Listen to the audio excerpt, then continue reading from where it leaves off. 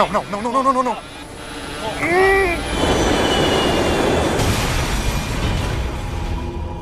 Imagens de segurança do voo 981 da Fly Dubai capturam seus momentos finais. Que mergulho íngreme. O nível de violência do impacto foi catastrófico. 62 pessoas morrem no mergulho fatal. Os investigadores logo descobrem que os pilotos abortaram 2 pousos. Torre de Rostov, estamos arremetendo. Você só arremete quando as condições não são perfeitas. Eles disseram porque estavam arremetendo pela segunda vez? Eles só disseram arremetendo. Cheque a velocidade. E de repente o avião estava mergulhando em direção à pista. Os investigadores precisam descobrir como as 2 arremetidas foram diferentes. Uma se torna um desastre. Por quê?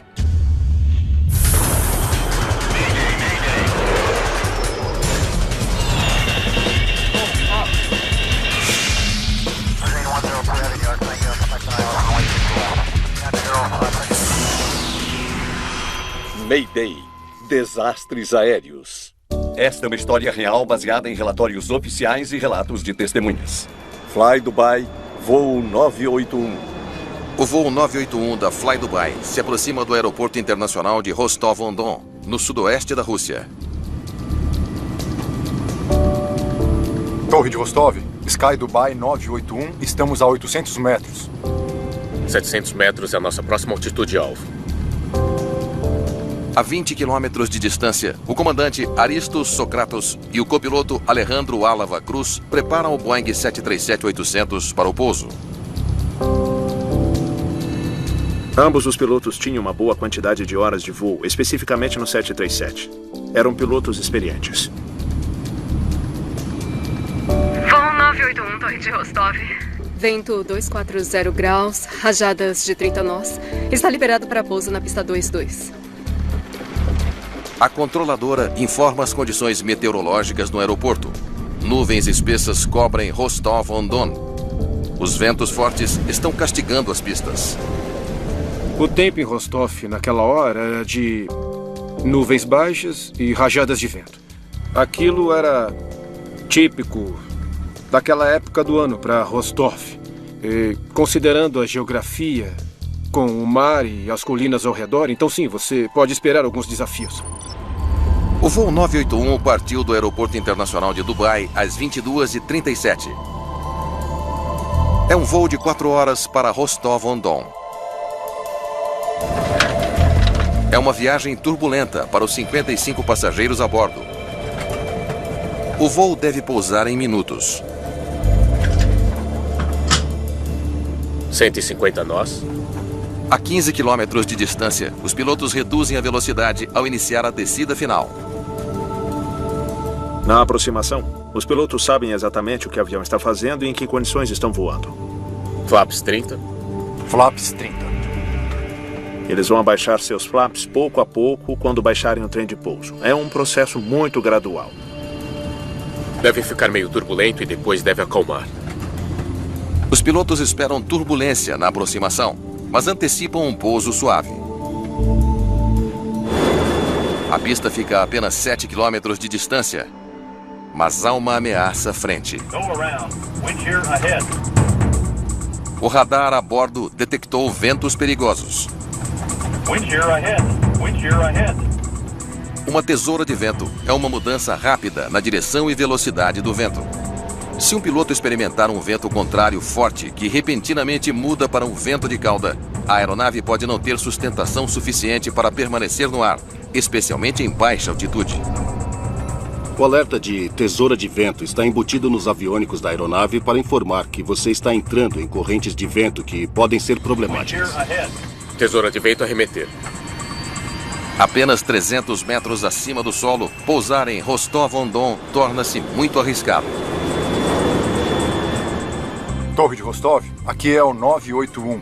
Vamos arremeter devido à tesoura de vento. Os pilotos abortam a aproximação. Todo piloto está preparado para arremeter em cada aproximação. É algo que os pilotos fazem de memória. Não precisa de manual algum. Não há um limite para a quantidade de aproximações que se pode tentar, desde que haja combustível suficiente. Então por que não arremeter e tentar de novo? Voo 981, entendido? O voo 981 é um dos 4 voos em aproximação que os controladores estão gerenciando, já que ventos fortes atrasam os pousos. Aeroflot 1166. Esteja avisado. Sky Dubai 981 informa a tesoura de vento no pouso. A carga de trabalho dos controladores foi aumentada nessas condições e eles tiveram que fazer um verdadeiro malabarismo com os voos. Conforme o voo 981 sobe, Aeroflot 1166, você está autorizado para pouso na pista 22. um avião da Aeroflot se prepara para o pouso. O comandante Socratos presta muita atenção às comunicações dele. Eu quero ver o que esse cara vai fazer. A tripulação espera que as tripulações de outros voos possam dar algumas informações úteis para tomar decisões sobre o que fazer a seguir. Esse voo também não consegue pousar em Rostov-on-Don. Aerofólio 1166. Vamos arremeter por causa do vento. Os pilotos da Aeroflot também encontram tesouras de vento na aproximação final. Eles são forçados a abortar. Isso oficializa. O Fly Dubai terá que esperar ou ir para um aeroporto alternativo. Bem acima de Rostov-on-Don, os passageiros do voo 981 estão inquietos. Os pilotos mantêm a altitude de 4.600 metros, circulando próximos ao aeroporto e esperando a chance de pousar. Os pilotos permaneceram em circuito de espera, já que tinham combustível suficiente, esperando a melhora das condições climáticas. 3 outros aviões também estão em um circuito de espera. A tempestade que está atingindo Rostov-on-Don não está passando.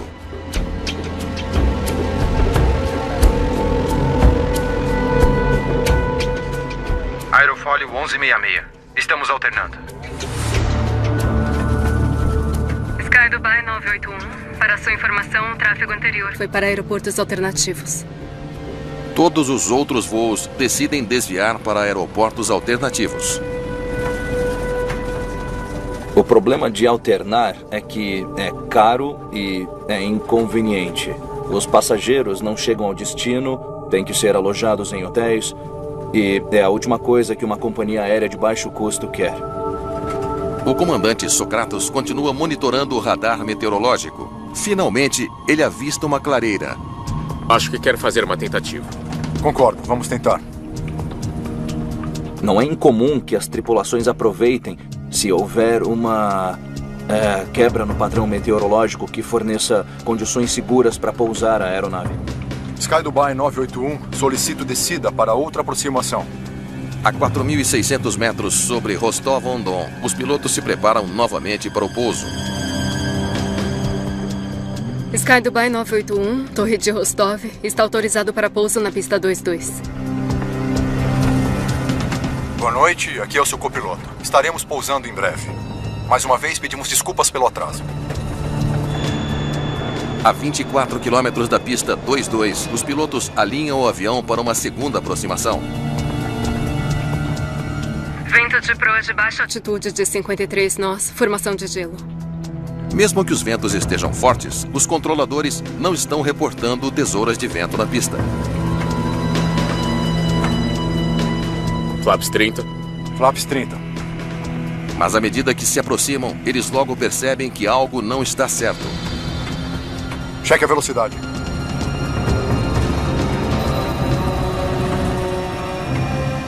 Certo, arremeter. Os pilotos executam outra arremetida.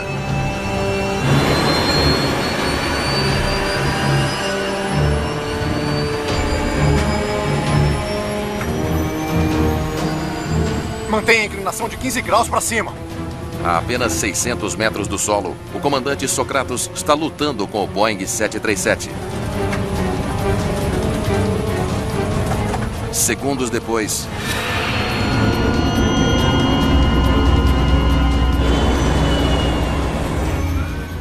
o voo 981 está mergulhando direto na pista.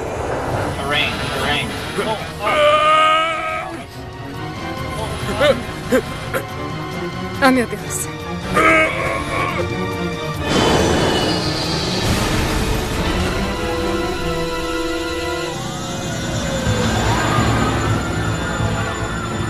Equipes de incêndio e emergência correm para o final da pista 22. A aeronave criou uma cratera com cerca de 1,5 metro de profundidade na pista, com destroços espalhados por toda parte. Os bombeiros lutam contra chamas noite adentro. Mas não há ninguém para ser resgatado. Todas as 62 pessoas a bordo do voo 981 morreram no acidente. Famílias enlutadas e o mundo exigem respostas.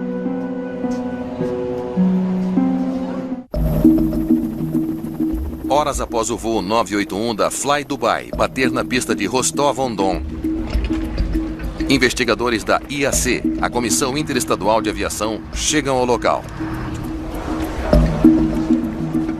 A IAC é a principal agência de investigação de acidentes aéreos, não só para a Rússia, mas para vários ex-estados soviéticos. A IAC precisa encontrar a causa da terrível tragédia. Certo, isso é ótimo. O lugar disso é aqui.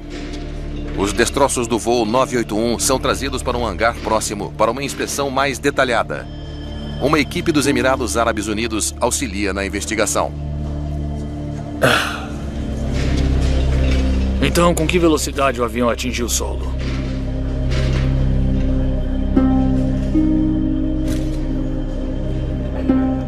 O tamanho dos destroços diria se foi um impacto de alta velocidade, se foi um impacto de baixa velocidade. Os destroços contêm as pistas.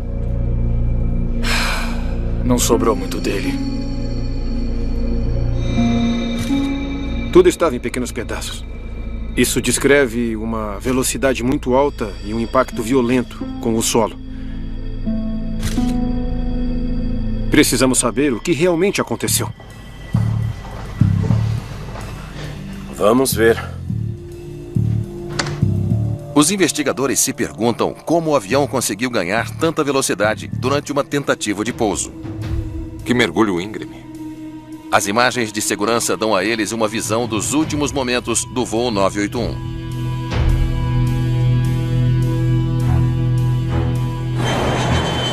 O ângulo de descida do avião leva os investigadores a se perguntarem se os pilotos estavam tendo problemas para controlar a aeronave. Podem ser os controles de voo? Sim, eu já vi isso antes. Os controles de voo do Boeing 737 têm uma história problemática.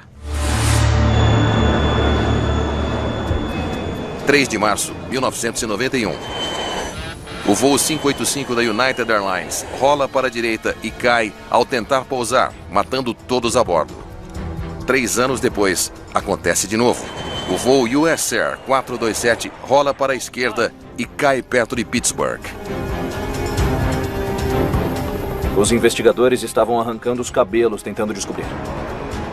2 anos se passam sem incidentes. E então, durante a aproximação para o pouso, os pilotos do voo 517 da East Wind Airlines perdem o controle. Desta vez, os pilotos recuperam o controle de seu avião e pousam com segurança em Richmond, Virgínia. O avião está intacto. Os investigadores conseguem sua melhor pista até então. Depois de uma investigação de 5 anos, a Comissão Nacional de Segurança dos Transportes concluiu que uma unidade de força no leme foi responsável pelo travamento do próprio leme.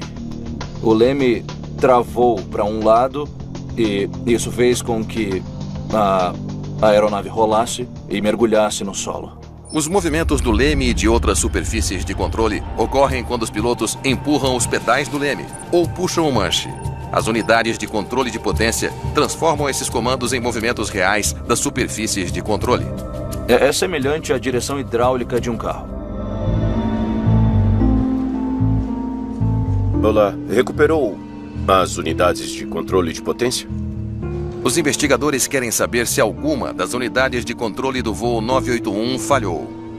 Sim, elas estão aqui. Ótimo. Precisamos testá-las. Grande parte do Boeing 737 foi destruída durante o impacto de alta velocidade. Mas 2 das unidades de controle de potência sobreviveram. Elas podem fornecer informações cruciais. As unidades de controle de potência são o coração e a alma dos controles de voo do avião. E uma das primeiras perguntas, se um avião desceu em um ângulo de 50 graus e tivemos um problema de PCU nos controles de voo? Os investigadores examinam cuidadosamente as unidades de controle de potência do Boeing. Eles procuram sinais de mau funcionamento.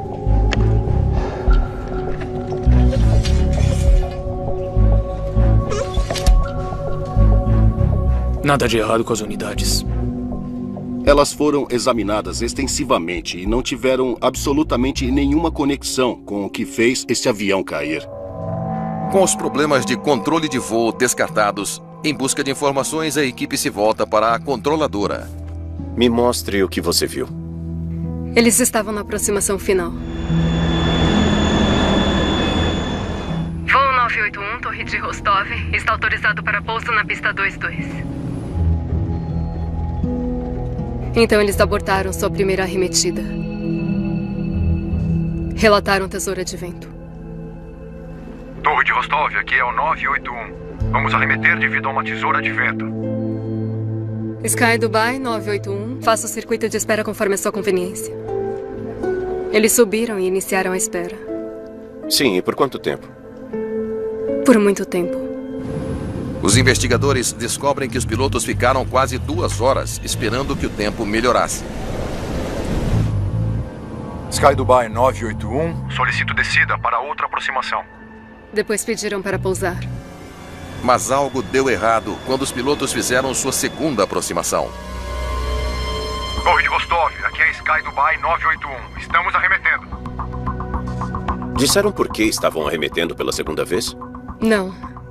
Eles só disseram arremetendo, só isso. E de repente eu percebi o avião mergulhar em direção à pista.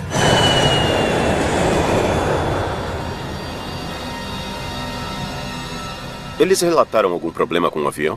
Não, nada.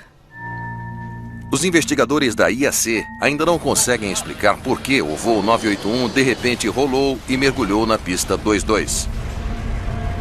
Algo deu errado na segunda arremetida, mas os investigadores não sabiam o quê. Houve algum problema com o avião? Os pilotos cometeram um erro? Ainda não havia como saber. Certo. 2 arremetidas. E uma se torna um desastre. Por quê? Vamos olhar a primeira. Os investigadores recorrem ao gravador de dados para entender melhor por que o voo 981 da Fly Dubai realizou uma arremetida bem-sucedida, mas caiu durante a segunda. Os investigadores precisavam descobrir por que as 2 arremetidas foram diferentes uma da outra. Aproxime um pouco. Veja. Eles confirmam que os pilotos reagiram a um alarme de tesoura de vento durante a primeira aproximação. E como eles responderam? O empuxo aumenta para 102.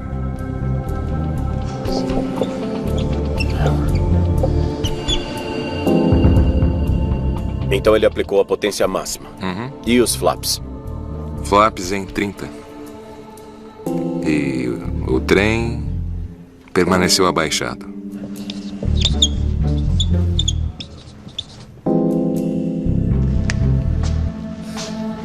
A manobra foi perfeita.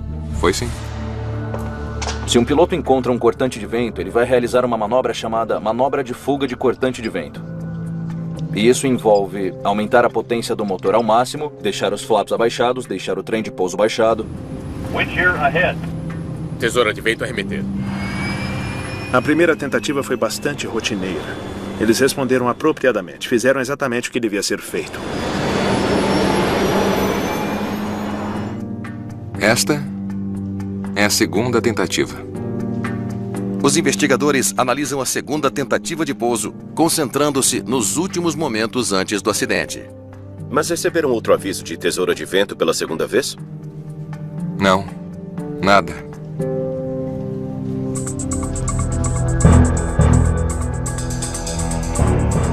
Veja, há um salto na velocidade do ar, de 153 para 176 em segundos. 10 segundos antes dos pilotos abortarem, o aumento repentino na velocidade foi registrado. Os investigadores viram a velocidade no ar flutuando por mais de 20 nós em poucos segundos. É uma rajada de vento muito forte. Eles podem ver isso no gravador de dados de voo. Os investigadores determinam que uma forte rajada de vento atingiu o avião. Você pode sentir o vento aumentar no nariz do avião. Provavelmente também está movendo o avião um pouco para a esquerda ou para a direita. E não é uma posição agradável para se estar. Como os pilotos responderam dessa vez? Eu vou checar. Adicionaram potência máxima. Certo, arremeter.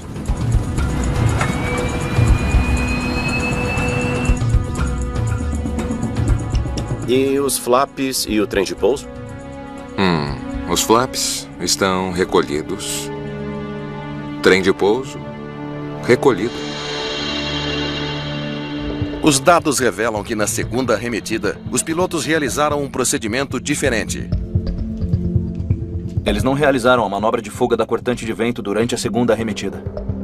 Bom, parece que eles estavam fazendo uma arremetida padrão. Em uma arremetida padrão, os flaps e o trem de pouso são recolhidos. Só que fizeram isso na potência máxima. Dada a forma aerodinâmica da aeronave, com o trem de pouso recolhido e os flaps em grande parte retraídos, o uso da potência máxima é um exagero. Os investigadores concluíram que na segunda tentativa, a tripulação executou um híbrido de 2 procedimentos. Eles usaram uma manobra de fuga de tesoura de vento com as configurações de trem de pouso e flaps de uma arremetida tradicional.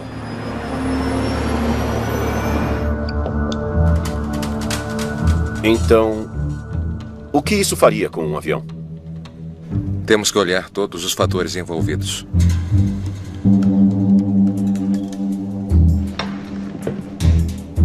Eles ficaram em espera por quase 2 horas. São 4 toneladas de combustível que queimaram. O peso do Boeing 737 é um fator crítico no desempenho do avião. Adicionando o peso do avião, peso total, 54 toneladas. É um avião leve. É sim. Com esse peso, a tripulação sentiria uma aceleração mais rápida.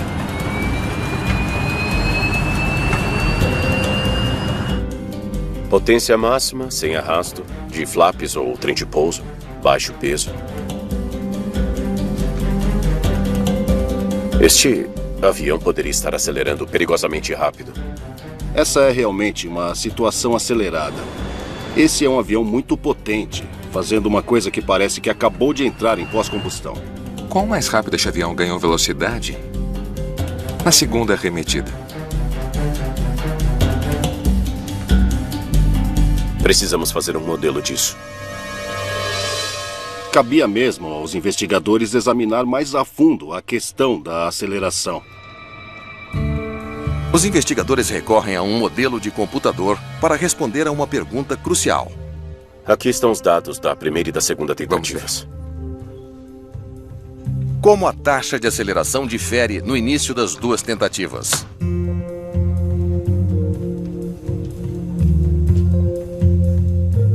Na primeira arremetida, a velocidade aumentou em 17 nós. E na segunda?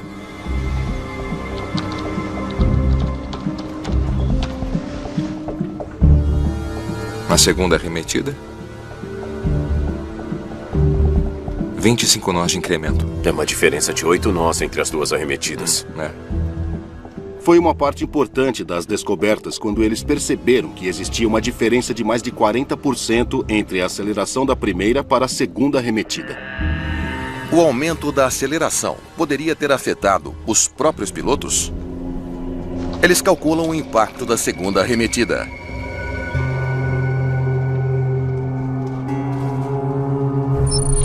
Uau!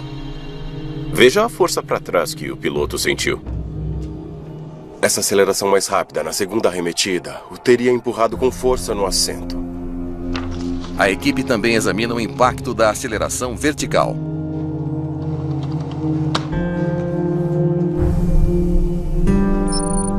A força G teria erguido os pilotos.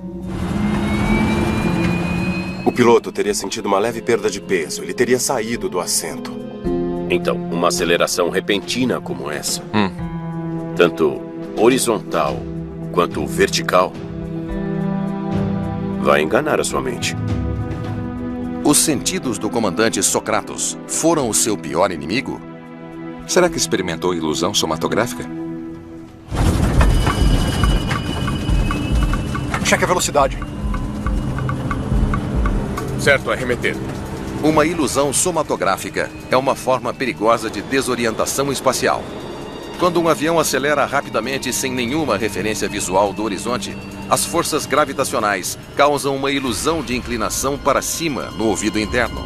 Os pequenos pelos do ouvido interno se curvam para trás, levando o cérebro a pensar que a cabeça está se inclinando para cima. Embora você esteja nivelado, mas se você puder ver lá fora, essa sensação em seu sistema vestibular é avassaladora e você sabe, você realmente sentiria que está subindo. A ilusão somatográfica é uma das armadilhas mais letais da aviação. Mantenha o nariz erguido. 15 graus. É uma ilusão extremamente convincente. Qual era a arfagem real do avião depois que ele acelerou durante a segunda arremetida? Quase 20 segundos depois, a arfagem real era de 8,8 graus com o nariz para cima. Os investigadores procuram provas de que os pilotos do voo 981 ficaram gravemente desorientados no escuro. Se você imaginar que esse copo de água representa o fluido em seu ouvido, se você acelerasse isso ao longo de uma superfície lisa, a água seria empurrada contra a parte de trás do copo. Muito parecido com isso aqui. Em outras palavras, é o mesmo efeito que se você simplesmente inclinasse o copo de vidro. Tirando as informações visuais, o que tende a acontecer é que o piloto se esquece da aceleração e presume que tudo que está sentindo é devido à arfagem. E qual foi a arfagem percebida pelo piloto? Combinando a aceleração horizontal e vertical experimentada pelo piloto, podemos calcular a inclinação percebida pelo piloto. Isso é chamado de arfagem ilusória. A arfagem percebida pelo piloto era de 21,6 graus. Eles comparam a arfagem real do avião com a arfagem ilusória do piloto durante a segunda arremetida. 10 segundos depois, o avião está inclinado para cima 3,9 graus.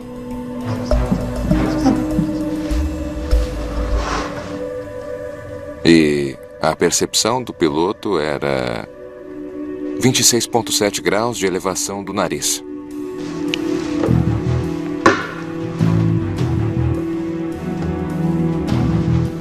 Uau, essa é uma grande diferença.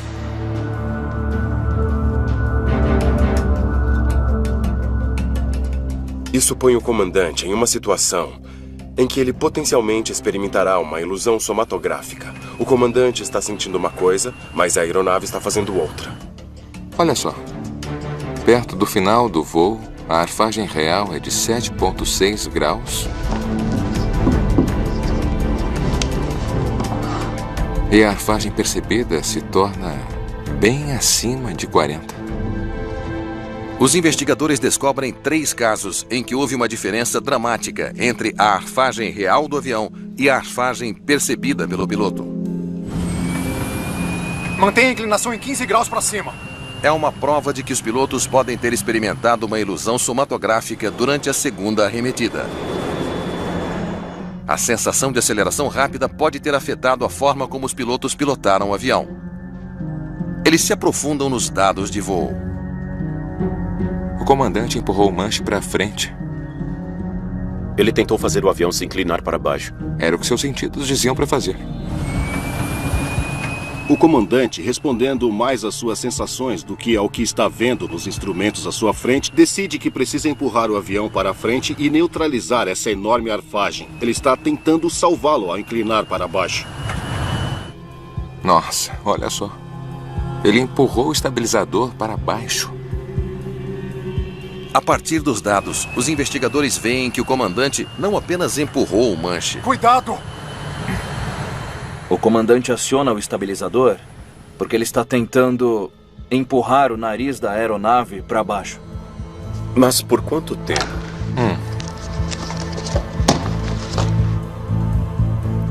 Sim, ele segurou o interruptor do compensador por 12 segundos.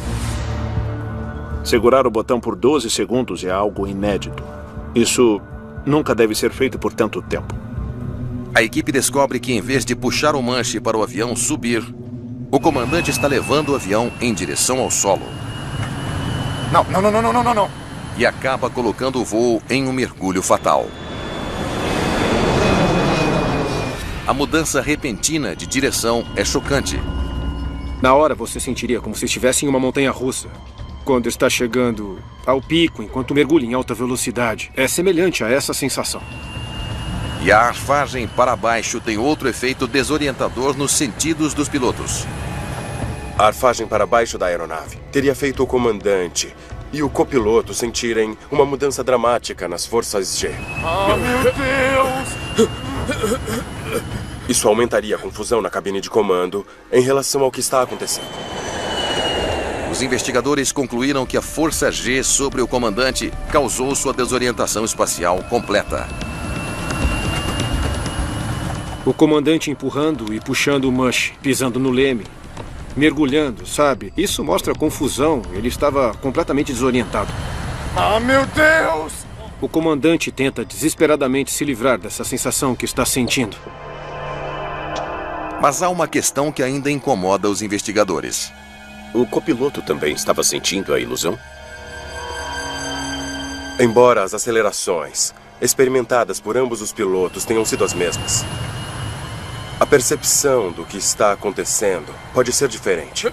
E isso pode ser devido a muitos fatores diferentes. Expectativa, o que eles estão olhando, sua idade, sua experiência. Comece na segunda arremetida, por favor. O gravador de voz da cabine poderia dizer aos investigadores se o copiloto também estava sob a influência da ilusão somatográfica. Certo, arremeter. Cuidado.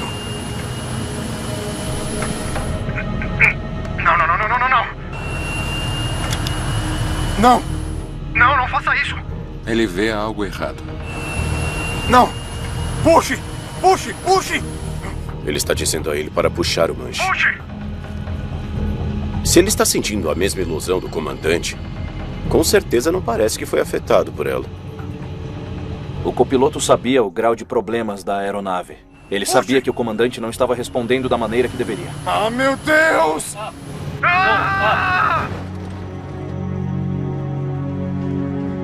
Os investigadores ficam se perguntando por que o copiloto não interveio. Você olha para esse copiloto dando o melhor de si e se pergunta por que não assumiu o controle e disse: o controle é meu.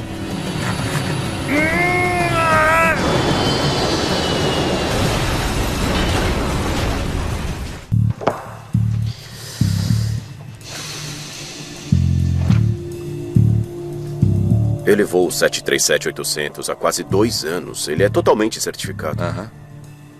Os investigadores analisam o histórico do copiloto para entender por que ele não assumiu o controle do voo 981 quando viu que o comandante estava cometendo erros graves. Olha só. O treinador escreveu notas sobre sua avaliação. E esta é reveladora. E eles encontram notas deixadas por um de seus instrutores de voo que os deixam alarmados. Uma coisa que poderia ter salvado essa aeronave foi descoberta em uma nota deixada para trás por um instrutor de voo. Precisa ser mais assertivo sobre o que é necessário do comandante. Então, continua. Diga a ele o que você quer que seja feito. Não espere que o comandante consulte você ou o instrua a respeito. Ele não é do tipo que assume o controle. Não! Puxe! Puxe! O copiloto percebeu que o comandante estava enfrentando enormes problemas para controlar a arremetida. Ele realmente devia ter tomado alguma ação decisiva e imediata. Ah, meu Deus!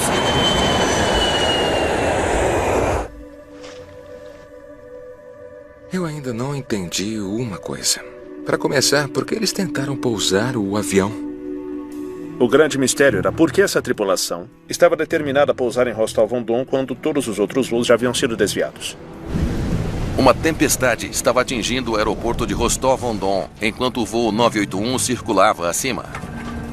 Por que os pilotos não foram para outro aeroporto? Os investigadores procuram respostas na gravação de voz da cabine de comando. Sky Dubai 981. Para sua informação, o tráfego anterior foi para aeroportos alternativos. Os outros voos desviaram? Não é preciso. Eu vou continuar voando. Os investigadores não conseguiam entender por que quiseram voar em círculos por quase 2 horas. Eu vou tentar essa aproximação e, se não conseguir, vamos arremeter e vou para Mineral Nivode, entendido? Comandante, entendido. Com quem ele está falando? Com o despachante em Dubai. Os investigadores finalmente obtêm um indício da razão do comandante para tentar outro pouso. Enquanto o comandante decide se deseja desviar, ele entra em contato com o despachante de voo da Fly Dubai nos Emirados Árabes Unidos. Gostaríamos de recomendar que mantenha o plano máximo possível.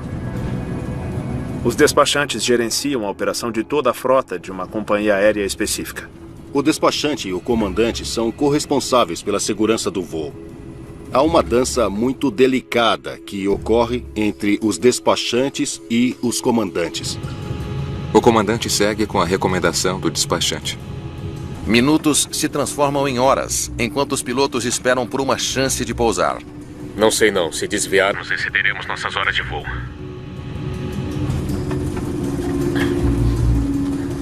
O que você está olhando? As horas máximas de serviço. Ele está calculando suas horas de serviço. Os regulamentos limitam quantas horas os pilotos podem voar durante um período de serviço. Estamos voando há 5 horas e meia. A equipe fica sabendo que os pilotos estavam preocupados com a possibilidade de excederem suas horas de serviço. Pare. Olhe o mapa. Eles estão voando há pelo menos 5 horas. Levará mais 1 hora para chegar ao aeroporto alternativo e esperar a tempestade passar. E eles ainda precisam voltar para Rostov-on-Don antes de voltar para Dubai. O desvio os faria ultrapassar o horário de trabalho do dia. Certo. Acho que estará claro quando fizermos essa aproximação. E mesmo se começarmos agora, acho que ficaremos bem. Estaremos bem. Certo. Ele está pousando porque é abril ou porque quer chegar ao sol? A conversa na cabine de comando antes da segunda aproximação mostrou claramente que não estavam realmente pensando na segurança do pouso, apenas no fato de que queriam pousar. Acho que quer fazer uma tentativa. Eu concordo. Vamos tentar. Interrompa a gravação. Então eles decidem circular por 2 horas após um voo de 4 horas no meio da noite?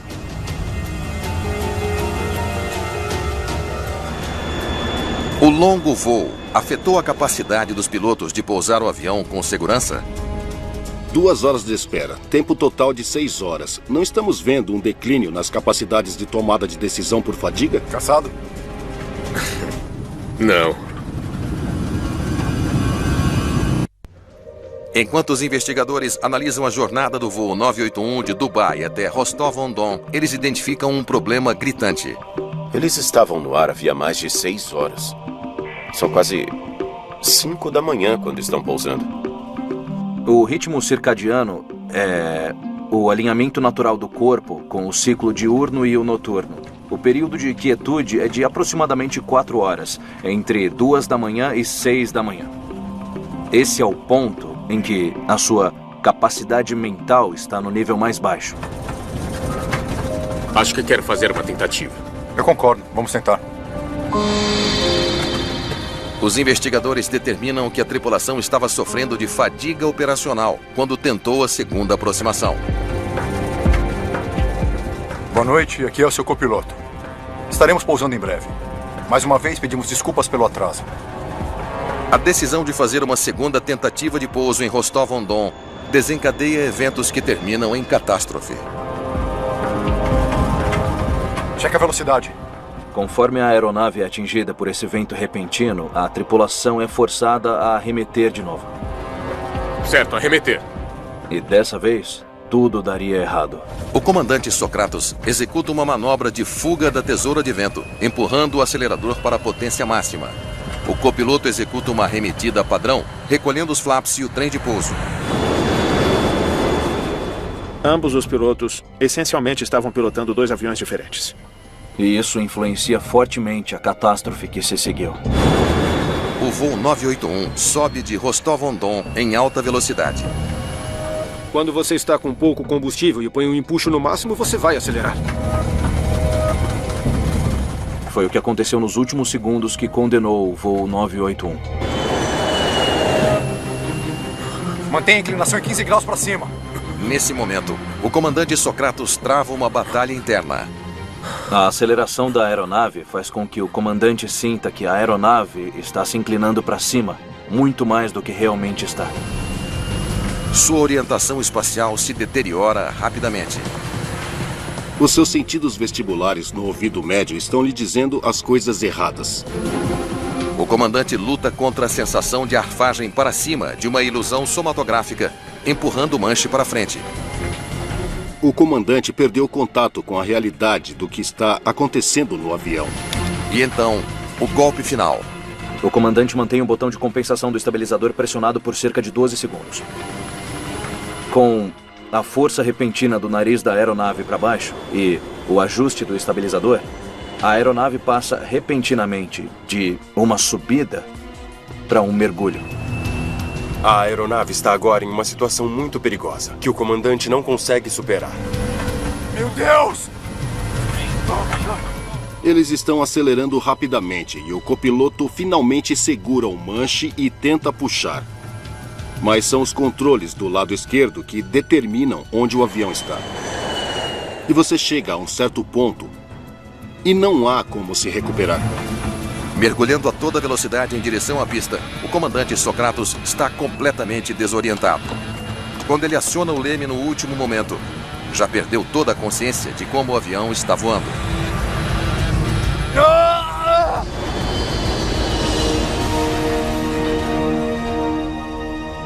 Os pilotos, nesse caso, estavam conduzindo o voo muito bem, principalmente até os últimos momentos. E então, tudo acabou desmoronando.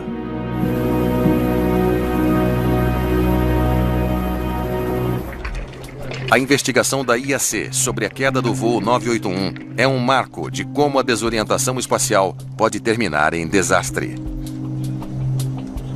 Este acidente é um alerta para a indústria. É um dos que abriu caminho para o aumento do treinamento de desorientação espacial. Em seu relatório final, os investigadores culpam uma série de erros do comandante e seu estado psicológico diminuído. A IAC recomenda que a Fly Dubai forneça melhor treinamento sobre a operação manual do estabilizador, para que seus pilotos não cometam o mesmo erro novamente.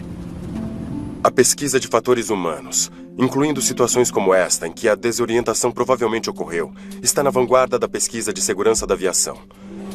Estamos treinando nossos pilotos em simuladores para vivenciar essas ilusões antes que a vivenciem no ar, para que possam reconhecer essas situações. Acho que o acidente do Fly Dubai mostra a rapidez com que os seus sentidos podem dominá-lo.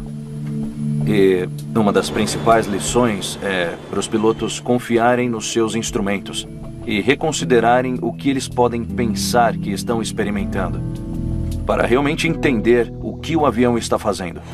Eles têm que manter o avião voando.